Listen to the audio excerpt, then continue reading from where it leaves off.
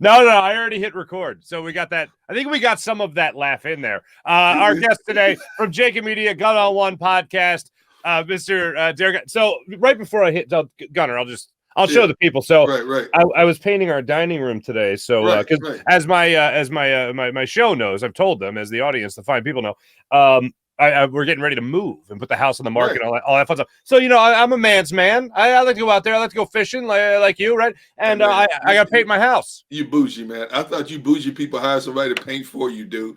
You don't be trying. You probably, what you did was about 2 hours ago, you probably took a brush, slapped a little paint on your forearm, trying to make it look like that you actually did some painting, Right. No, you probably broke a nail holding the brush, man. This is a dead on true story. Yeah. Now right away you called me bougie, so I got to tell the story.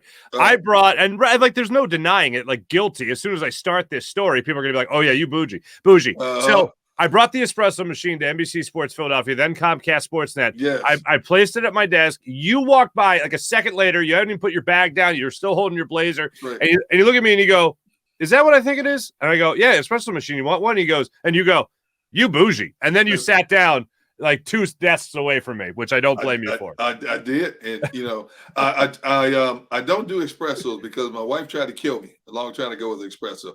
Back in, and I told this story, but back in the 80s, we were out in California because she's from Southern California, so she wanted to go to La Jolla and look around. So we go to La Jolla, find this trendy little shopping area there, and they had a coffee shop in it. So we go in the coffee shop, and she goes, "You have to try an espresso." And I'm like, "What?" And I'm not a big coffee drinker, You got to try an espresso. I don't know what espresso is back then, It's the 80s, man. You got to try a little everything. You know what I'm saying? You got to try a little everything. So I get this espresso in this little cup, and I see people drinking espresso, the pinkies up, and I'm like, "No, I ain't doing all that, man. I'm going to hold a cup like a man. Now, my hand burning, but I'm going to hold it like a man, right?" So I drink this espresso. About a half hour later, man, my heart racing, dude. Boop, boop, boop, boop, boop. I'm like, what in the world? And I didn't know at the time that espresso was like compressed caffeine times 2. Yo, I'm like, I don't do espressos, dude. That's my near-death experience. That's why it's a shot. That's why there's more caffeine actually in a cup of coffee, right? But you're not like mainlining the caffeine into your system. Hey. I will say there's only one place I won't drink espresso from, and that's Au Bon Pain. What? Au Bon Pain. Is that a language or a place? It's the French language. It's the name of a place called Au Bon Pain, I believe. And I went. My wife likes the sandwiches there, so I went and I got an espresso, and they served it to me in a bowl. I'm not kidding you. Huh? And I went, "I'll be leaving. I'm not. Nope, not doing this. Do that, No. Do you still carry your espresso machine with you everywhere you go? When I travel, yes, I have a travel. It's called a hand espresso. Oh, what? What did you just say? A hand espresso? I never thought I'd have to say this to Derrick Gunn. Yeah, it's a hand espresso and it's a travel espresso. I'm gonna tell you right now. I feel like you and I can talk about this because we're very secure men. There's no way it doesn't look like a penis. It looks like a penis. I'm just gonna say. I'm telling you right now. I'm uncomfortable right now, man. Because now I'm thinking, is using it for espresso only? What are you using that thing for, man? I just say yes, espresso.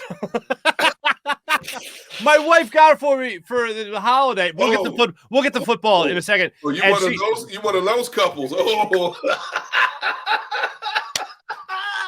Oh, you one of those couples, huh? And I go, "What is this?" And she goes, "It's a travel espresso machine." I go, "No, it's not." And she goes, "What are you talking about?" I go, "Well, I know what you like. It is. It literally makes espresso, but there's no way after the interview, I'll hold it up for the people and I'll be like, don't tell me right now this doesn't look phallic." That's all I'll say.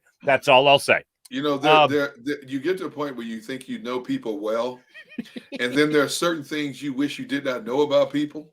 Now, this is ingrained in my mind forever. So whenever you and I get together to do the Jacob Media pregame show, I'm going to look at you differently like this. Look at this. Now, don't be offended if I say, "Hey, man, can you move over like about 2 feet that way? I don't want to sit that close to you. I can't.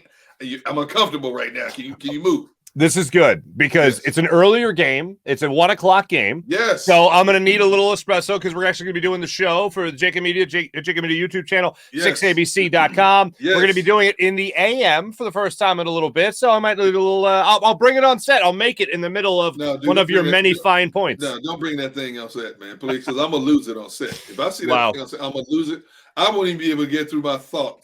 I'll be crying, laughing so hard. Don't do it to me. Don't do it. This is how much of a pro you are. For the people that missed it, we were in the middde of talking about a phallic symbol, and you still worked in a plug for the Jacob Media YouTube channel pregame show. You are a pro. That's what I do.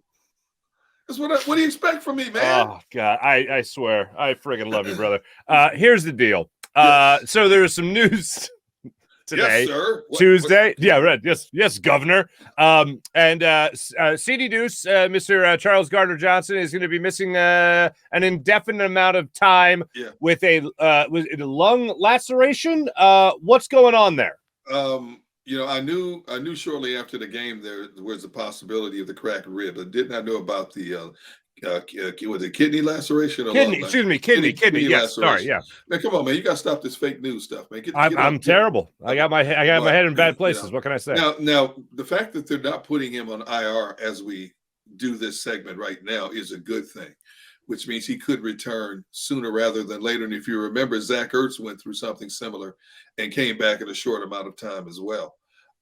That's a good thing. But the bad thing is, you're still without Avonte Maddox, which he could return next week, so that's good. But you'll have to go into the game against Tennessee now, minus Avonte Maddox and minus CJ on the back end. And as we saw against the Packers, they're sorely missing Avonte Maddox in passing coverage, especially from the slot. Now, I don't think Tennessee has the caliber of receivers where you got to worry about somebody burning you across the middle all day, but that's still a big deficit there. I'm hoping they don't have to put CJ on IR, because anytime you talk about a possible lung puncture, kidney laceration, and everybody's different. A bigger guy absorbs blows differently, which means it lessens the body blows in a lot of ways. And CJ's, while he's a muscular guy, is a thinner guy, so we don't know to what degree. Because initially I thought when you look at the replay, he hit him with the shoulder and bounced off of him.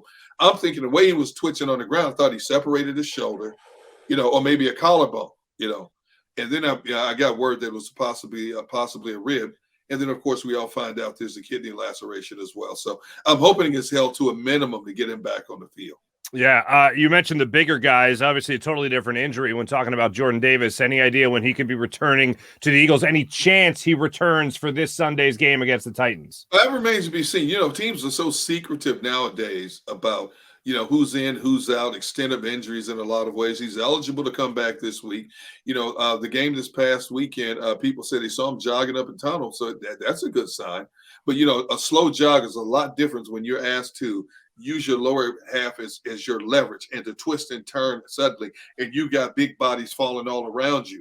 That's a little bit different. So I don't know how cautious they're being at this time with him. Can they use him? Yes, especially as inconsistent as the running defense has been.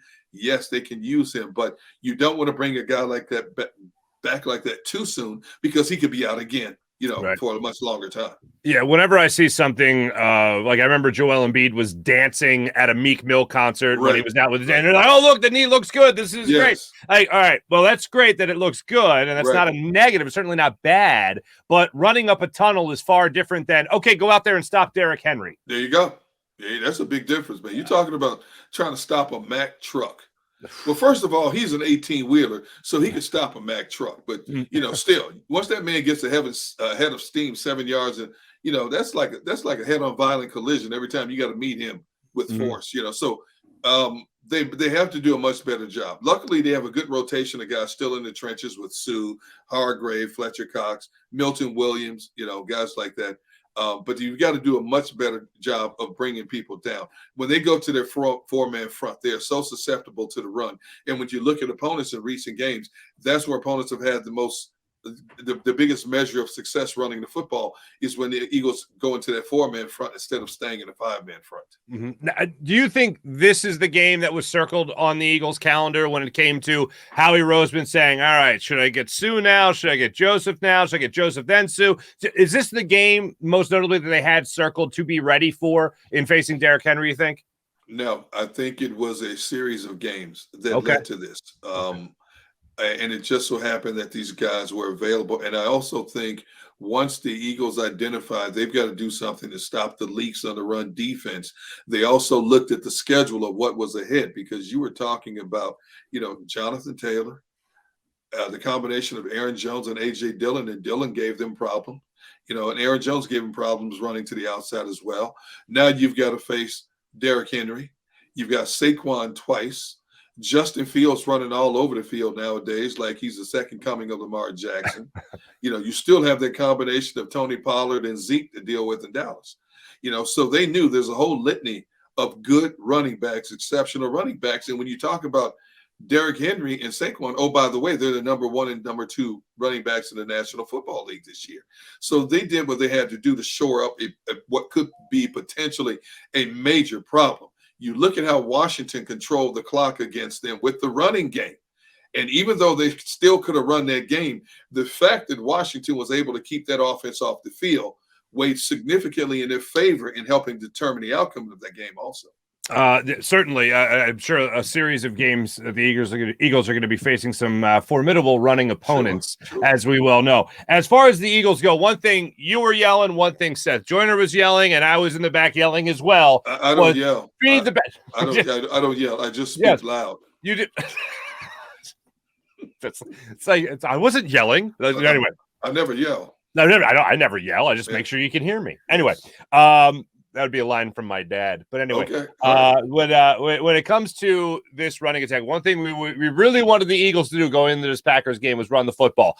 And boy, did they. Now, we all know Jalen Hurts great and all that stuff, but It seems like Miles Sanders, they really pick and choose when to use Miles Sanders in this run game, to the point where they defer almost to the second half when they really start feeding them the rock. Right. So do you think we'll ever get to a point where you can almost pencil in Miles Sanders for 15 to 20 carries on the regular with this offense, or it will be something where he is still few and far between going to be a featured player in this offense? Well, I think it's determined by the opponent, more so than anything else. I've always said, if you give Miles Sanders like 15 to 18 carries and maybe 3 or 4 passes, they don't even throw him the ball now. I think that's a good number for him. And as we saw, he had 17 carries for $143. I think that's a good number for a running back of his physique that has been susceptible to injuries in the recent past. I don't think you'll ever consider a running back in this Nick Sirianni offense as a featured back. You have too many featured players, from the quarterback to the wide receivers to the tight end to the collection of running backs. So I don't think Miles will be he's their feature running back, but in terms of feature running back as we know it, he's not going to carry the ball consistently 30, 35 times like a Derrick Henry, like a Jonathan Taylor, guys like that. Is it all of it? Back to CD Deuce for a second here. Are we all aboard the Blankenship? See what I did there? Or is Howie Roseman going to go out there and is he going to sign another safety? He went out and signed 2 D tackles in a span of 48 hours. I don't put anything past Howie. Good point. I really don't. But when you look at the way the kid Blankenship played on the back end, he had 3 or 4 great plays. For a young, untested safety to come up and read Aaron Rodgers the way he did and step in front of the tight end and make that interception, when most young guys who had probably been scared out of their minds are thinking, I just want to keep him in front of me and make the tackle so he doesn't get behind me. That tells you this kid is hungry and he has great anticipations. But he's also a young player, because when you look at the ball Christian Watson caught on the slant route over the middle, all the DBs had bad angles to the ball. Now, first of all, Christian Watson is 6'5", has 4.3 speed. Your DBs are running 4.5, 4.6. That's a mismatch to begin with. And they all took bad angles. And that's just a learning tool. So I don't know what the comfort level is for the Eagles front office in terms of looking at what they need.